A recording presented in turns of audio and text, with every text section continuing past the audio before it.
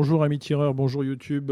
Je vous propose un échange que j'ai eu avec un tireur sportif prénommé Noé, d'une vingtaine d'années, qui pratique dans le club de Malakoff et qui nous explique un petit peu comment il vit son quotidien de tireur sportif, comment il pratique, comment il s'entraîne, comment il gère le stress. Bref, un échange très intéressant qui est bourré de bonnes pratiques et qu'il faut à mon avis partager. Allez, bonne écoute.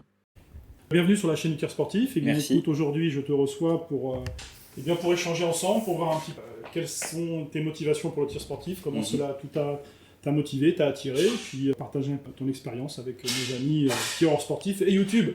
Avec Bienvenue, plaisir. YouTube. Bienvenue YouTube. Bienvenue. Nous sommes actuellement au club de Malakoff, Oui. dans le 92, dans lequel tu es adhérent depuis combien de temps maintenant? Alors, dans ce club-là, c'est ma première année D'accord, en ok. tant que premier club inscrit. D'accord, ok. Et ça va, c'est un club qui te plaît? Oui, C'est motivant? oui. Par les performances, on est quand même pas mal. Hein.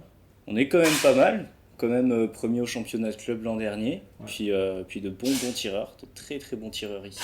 Championnat de France, on a toujours des gens qui vont quasiment au final. Ouais. C'est intéressant. On a aussi un adhérent qui est quasiment champion d'Europe, voire champion d'Europe. Hein. Ouais. Merci qui? Merci Kevin. Merci Kevin. Merci Kevin qui performe tout le temps, qui est très très régulier, qui performe vraiment. C'est quelqu'un de très sympa.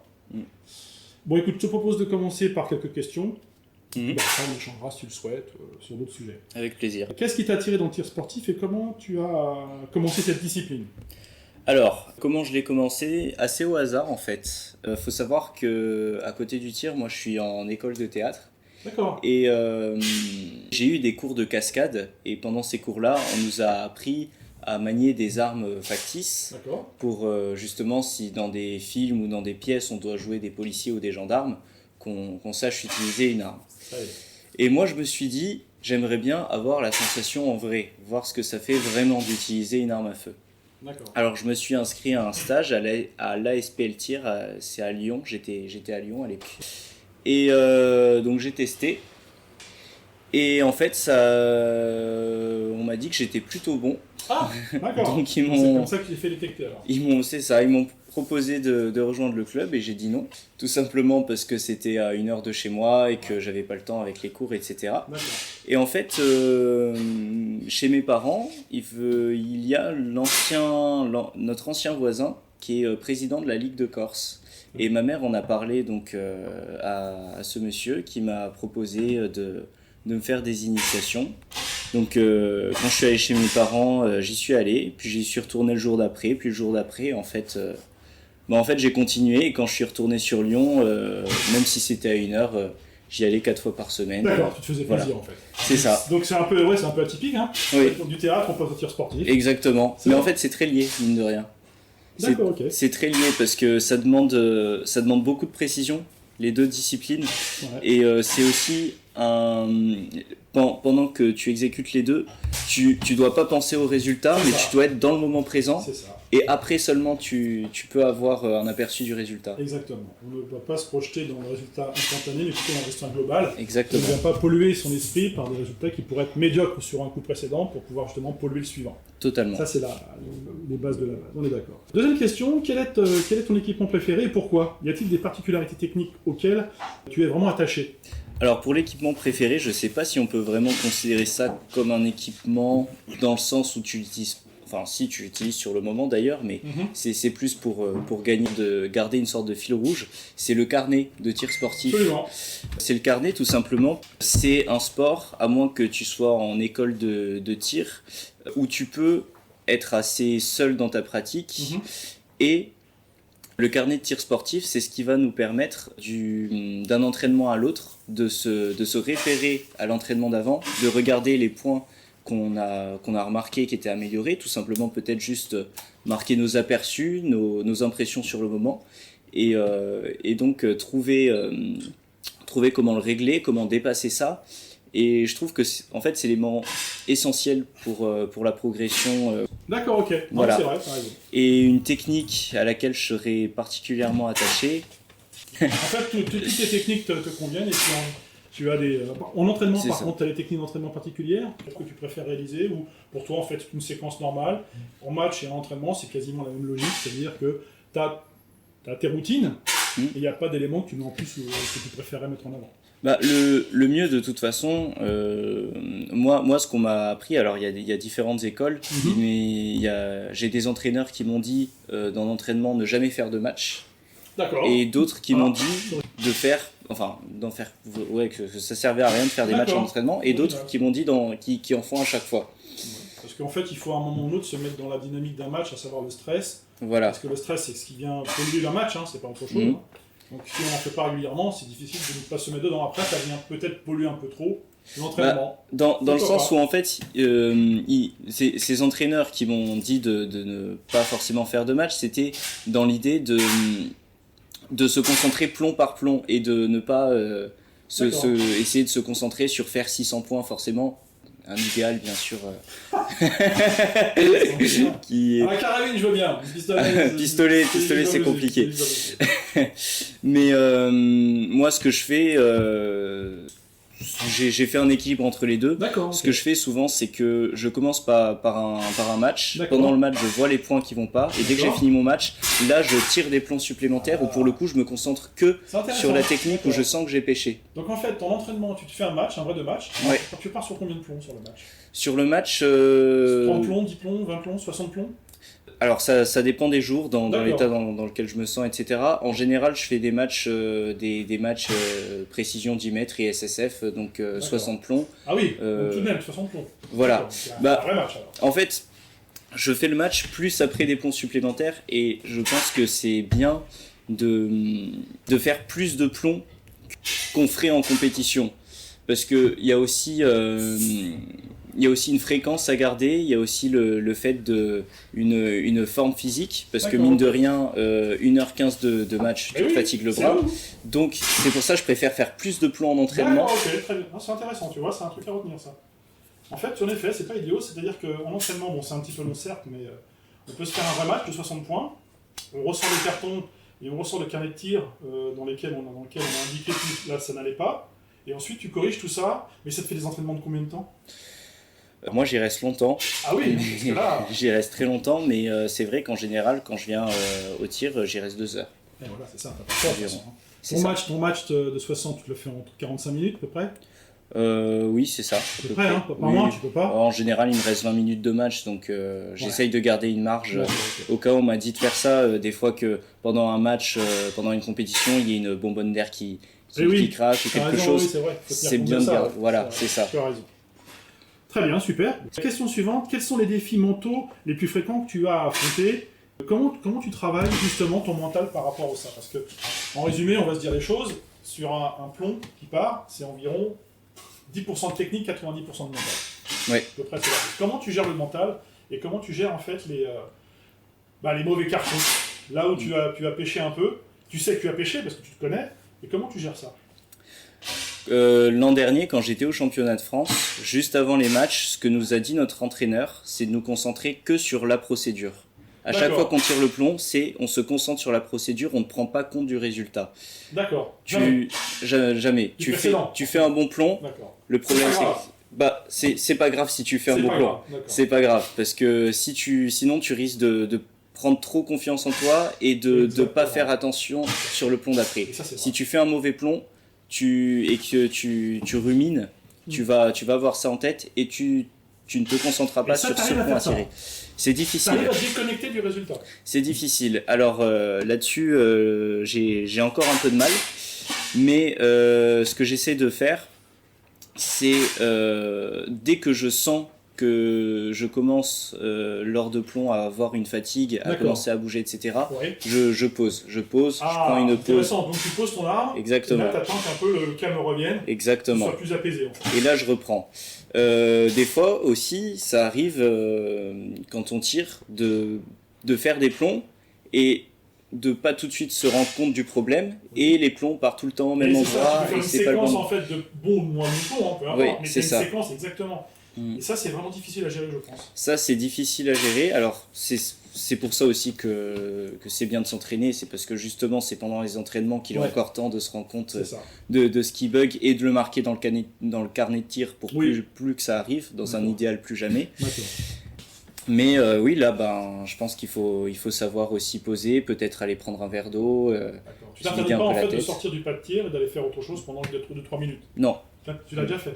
je l'ai déjà fait. D'accord. Ok. Si vraiment ça pêche, en compétition, de toute façon, en général, il y a les entraîneurs qui sont derrière, Oui. qui peuvent t'aider, te guider. D'accord. Donc si on fait une série de plombs où ça pêche à chaque fois, faut pas s'empêcher d'aller parler avec eux. On D'accord, a le ok. droit Pas aussi le en droit, compétition. on va le faire, Donc, absolument, ouais. D'accord, ok. Donc, travail mental un peu en déconnectant le résultat, quoi qu'il soit C'est bon ça. ou mauvais, et puis ne pas t'interdire de sortir du pas de tir si vraiment tu es dans une mauvaise séquence pour pouvoir échanger avec ton entraîneur ou respirer ou prendre un peu de la hauteur par rapport à ça. Voilà. D'accord, ok, super.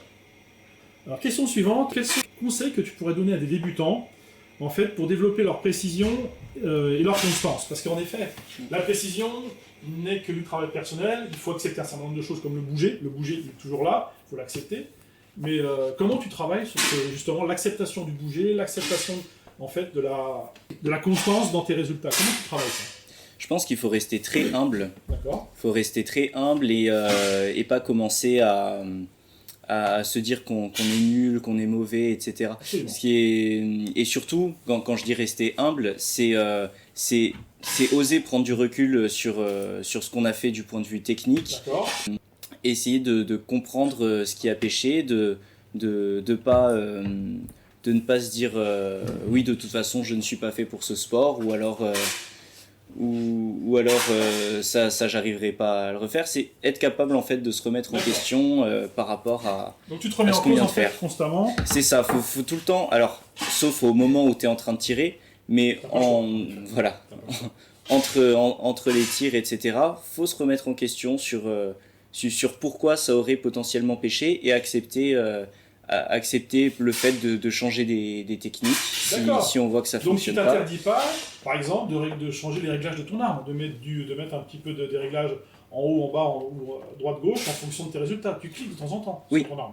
Oui. D'accord. Oui, je pense que oui, de toute façon, ton état n'est jamais le même C'est ça. à 1 minute de match D'accord. qu'à 1 heure de match. D'accord. Donc de toute façon, il y aura des ajustements à faire. D'accord. Et ton physique, comment tu travailles en match, justement pour de la constance, comment tu gères la constance? Est-ce que tu essaies systématiquement de retrouver une position, un placement, un lâcher, ou même en fait un après-lâcher Mhm.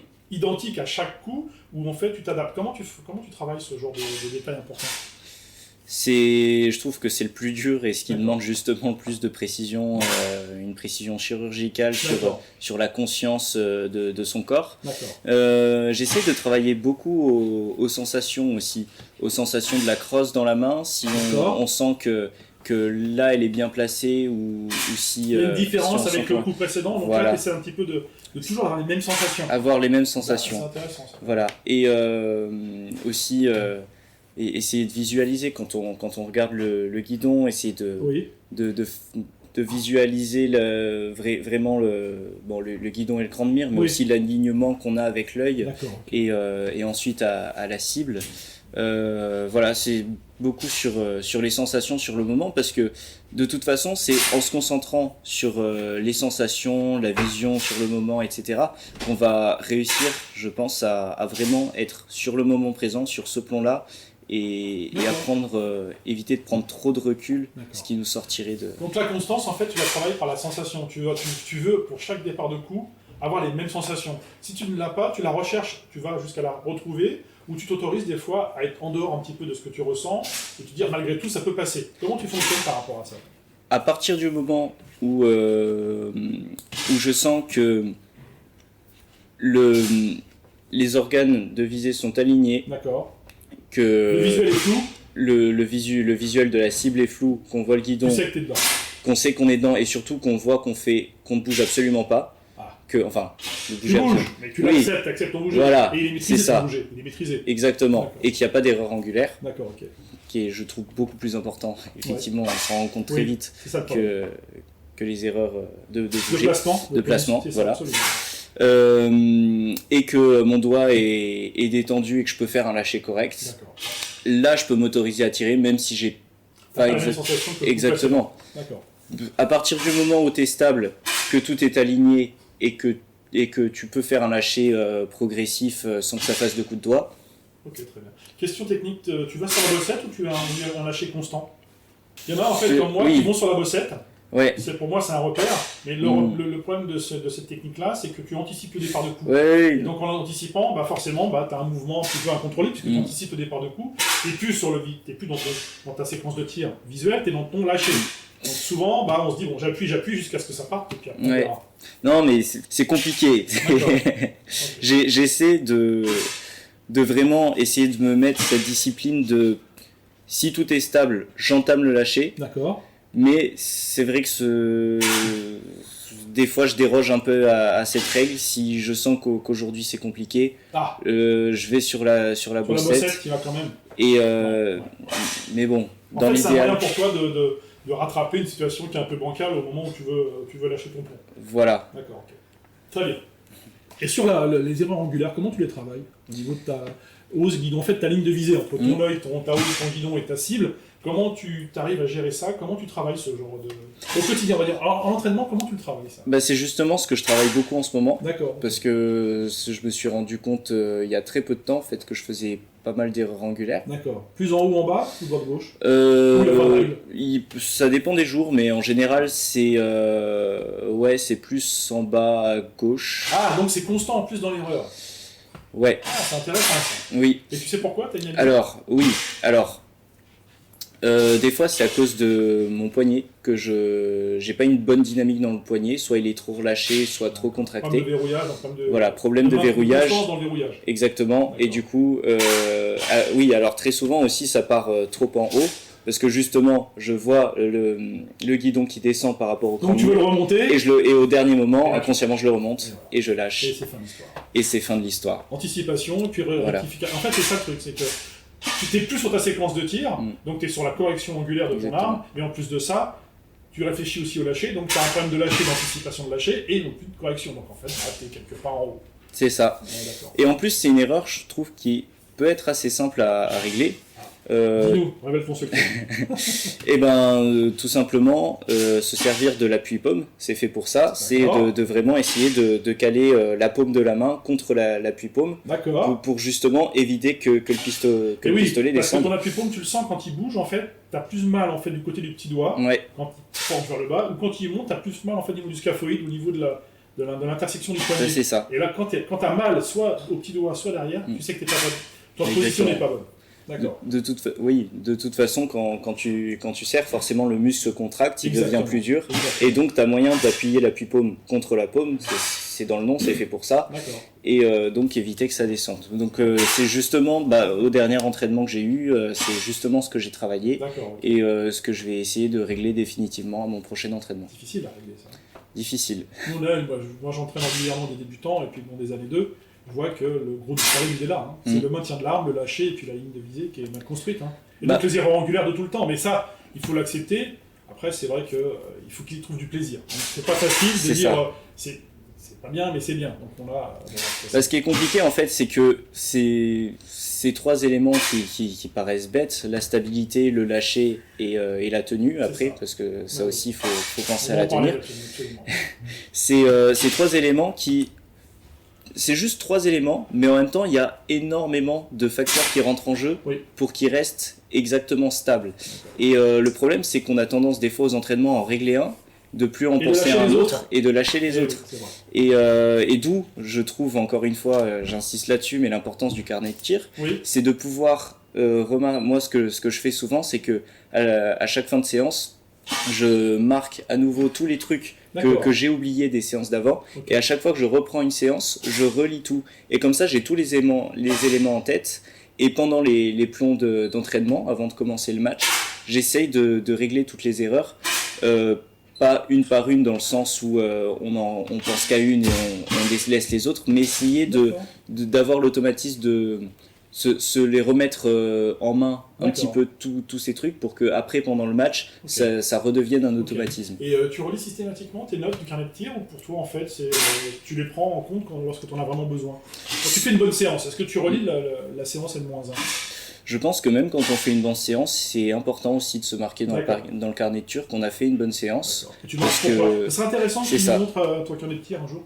Oui. Tu prends 2-3 photos pour pouvoir justement montrer à nos amis tireurs comment tu fonctionnes, comment tu fais, qu'est-ce qu'il faut marquer dedans, parce que souvent on se trompe des fois.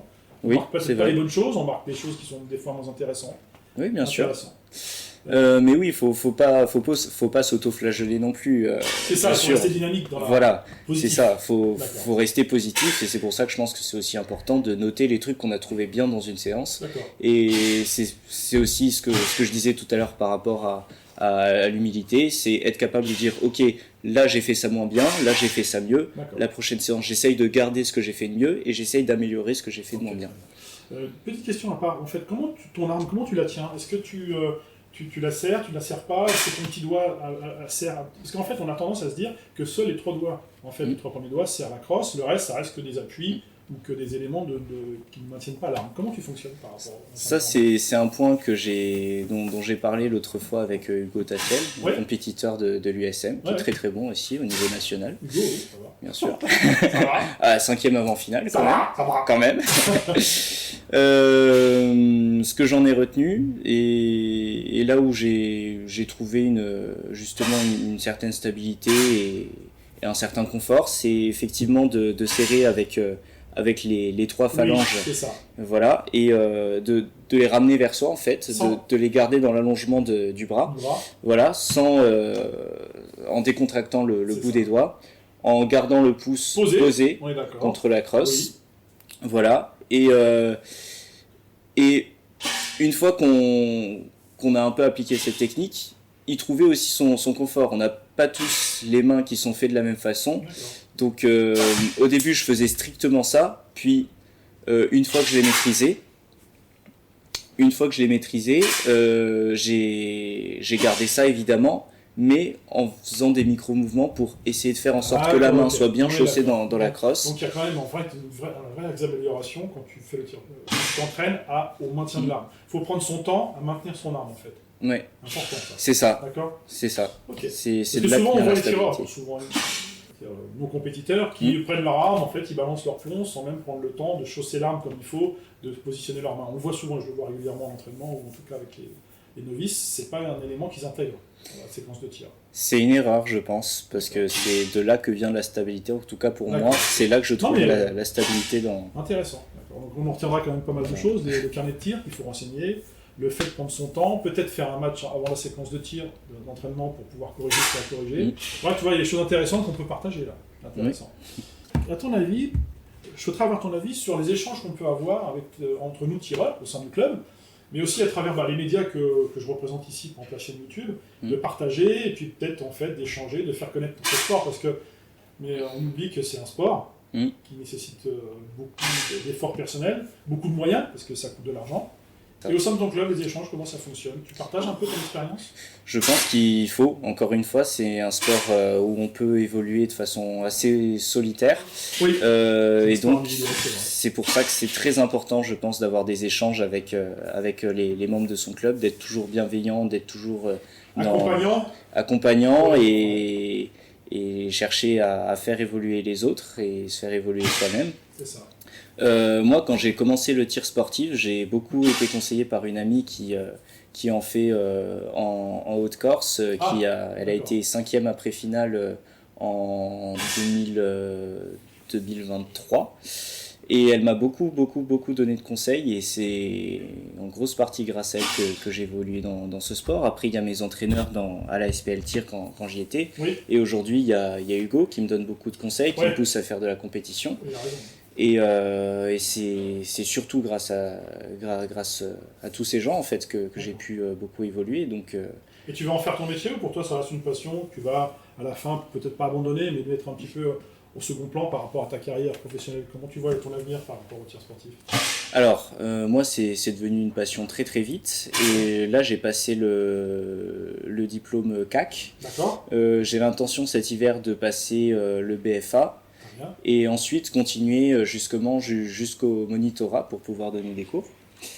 Donc oui, je compte en faire aussi sur un plan professionnel. Après, ça passera bien sûr toujours en second plan par rapport au métier que j'apprends déjà en cours, c'est-à-dire le théâtre. Mais les deux ne sont pas incompatibles parce que ce qui est bien dans les deux, c'est que C'est pas forcément du travail que j'ai à plein temps par choix, parce qu'il y en a qui travaillent en tant que membre du bureau dans des clubs et qui sont salariés. Moi, je suis pas trop pour non plus. Je pense que le sport doit rester au sport et la passion, le pro doit rester au pro. Bon, après, chacun, on peut en faire son métier en tant qu'entraîneur. C'est ça. Je pense que c'est intéressant. Faut se faire plaisir en fait. Si ça nous fait plaisir d'apprendre et on a envie de se concentrer qu'à ça. C'est un choix perso, c'est ça. Autant passer des diplômes ou travailler de façon à gagner de l'argent pour pouvoir vraiment être à plein temps là-dedans, être à fond et vivre que ce tir sportif. Si on veut en faire que en passion, je pense qu'en fait, quand on est sportif ou athlète, je pense pas que le tir sportif se rémunère beaucoup. Non, je ne pense pas non plus. Soit il y a des sponsors qui permettent aux tireurs de pouvoir gagner un peu leur vie, mais en effet, je pense que le tir sportif ne rémunère pas comme les footballeurs ou comme les autres sports comme ça qui sont pour une grande visibilité. Ça peut être simplement complémentaire.